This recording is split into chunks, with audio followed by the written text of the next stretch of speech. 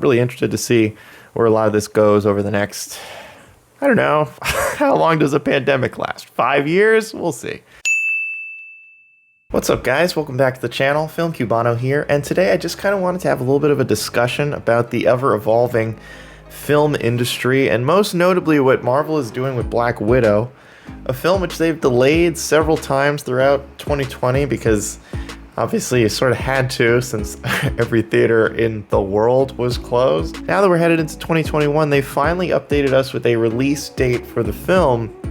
One of the interesting things about it is that they are continuing, similar to what they did with Mulan and most recently Raya the Last Dragon, continuing with the $30 extra charge on top of just having Disney Plus. And I kind of wanted to just talk about this because I think the film industry is an interesting place, but more notably, streaming services are in an interesting place. I think the first thing that comes to mind is that $30 for a lot of people is a stretch. And I think in a situation like this, it's not a bad idea because Disney is spending and Marvel are spending hundreds of millions of dollars on these films, and Black Widow, I think they've already lost a lot of money on it because they ran those ad campaigns, a year, 2 years ago.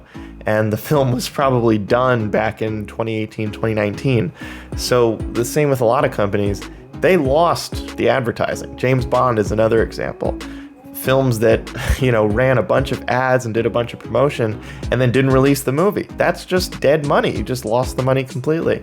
So I think part of this is to try to make that money back in some way because it's a pretty unique situation that they're in. It's a little surprising that it's still $30 because they ran into this with Mulan when they tried it.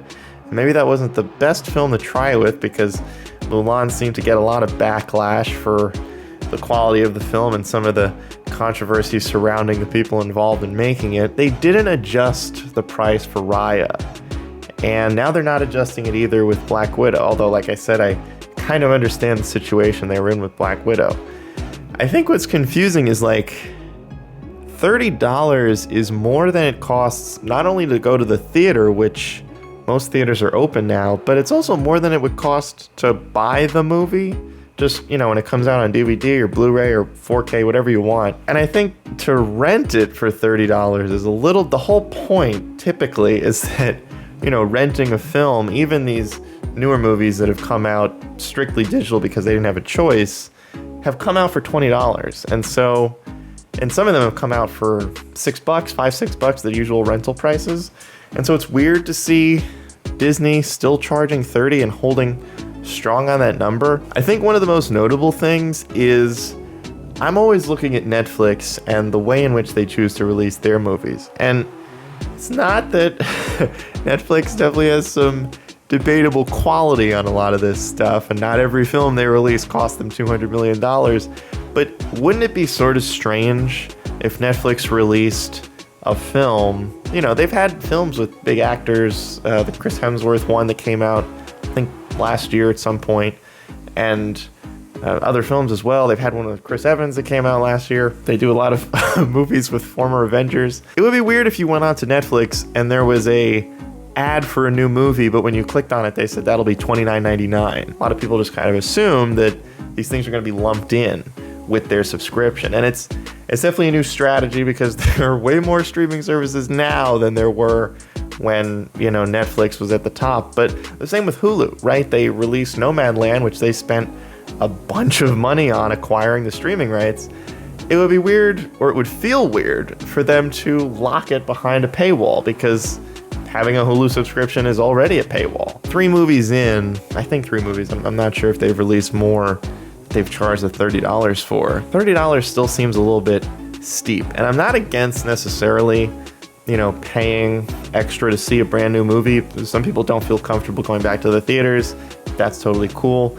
And I think in some senses $30, which if you have a few roommates, I guess, you live with your family, you split the cost. Maybe there's 3 or 4 of you. Split the cost between a few people. It's not that bad. It's actually less than going to the theater. And I think that's definitely appealing. But when you've got a lot of people who I'm assuming either live alone or don't necessarily live with people who also want to watch the same film, that's a steep price to pay.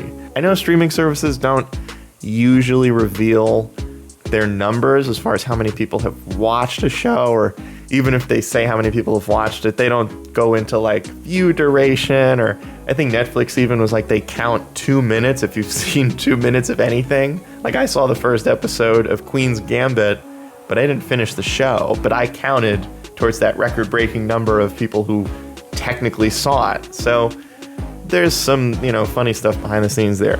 I think I'm curious to see if Black Widow, being such a big film, is able to actually overcome that $30 price tag, because I think in some ways it hinders a film's ability to do well. If, a movie comes out on Hulu or Netflix, or HBO Max is a great example with the Snyder Cut, they didn't lock it behind a $30 paywall. And so they were able to transition from the hype of the Snyder Cut right into people being able to watch it. Now, granted, HBO does something a little bit differently where they release the films on their streaming service, but not forever. So I think even Wonder Woman, and I know most recently Judas and the Black Messiah, literally on the title card, it's listed like this is only available for a month, I think, or maybe 6 weeks or 2 months. But point is, after a little while, it either goes away or they charge you to watch it. So I'm not really sure why Disney isn't using that formula. For Mulan, they used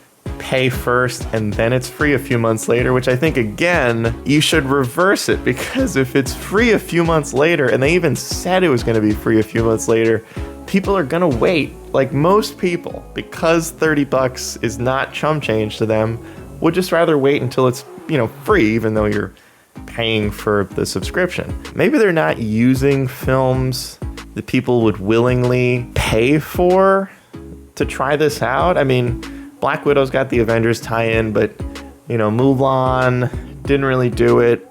Raya and the Last Dragon sounds like a great movie. Unfortunately, it's not a household name. It's not a sequel to a film that a lot of people already know, like maybe they make another Toy Story or another Lion King, or whatever IP they would want to do a sequel to. So I guess it's tough to say if any of this is working, and I think I'm also interested to see if it eventually goes away, because as things start to open up, maybe Disney will look and say, we're not going to release these on Disney Plus, or they go with what they were doing previously, where, similar to a lot of other streaming services, movies out in theaters for a bit, and then 4 months later it comes to streaming and people can watch it there. Really interested to see where a lot of this goes over the next, I don't know, how long does a pandemic last? 5 years? We'll see. They've got Phase 4 movies lined up later this year, and curious to see how they decide to handle those as we get farther away from, peak pandemic back in 2020. That's all I got for you guys today. Let me know what you think about this whole situation down below. Subscribe to the channel if you enjoyed this video and want to see others like it. I also make reviews every single week. As always, I appreciate the support. I'm out.